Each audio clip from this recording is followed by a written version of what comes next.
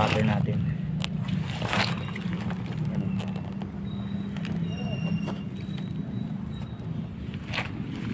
Tapos tatabasan natin to.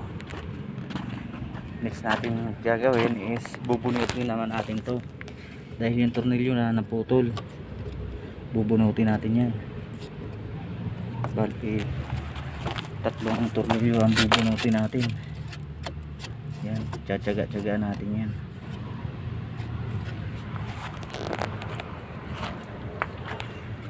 Kakabit natin yan dyan. Tapos alam nyo, sunod, tapos parang nagugutom na ako siguro. Alas 12 na naman, hindi na naman namin namamakaya ng oras. Tingin ko ang oras, sabi na 11:55. Kain muna tayo guys.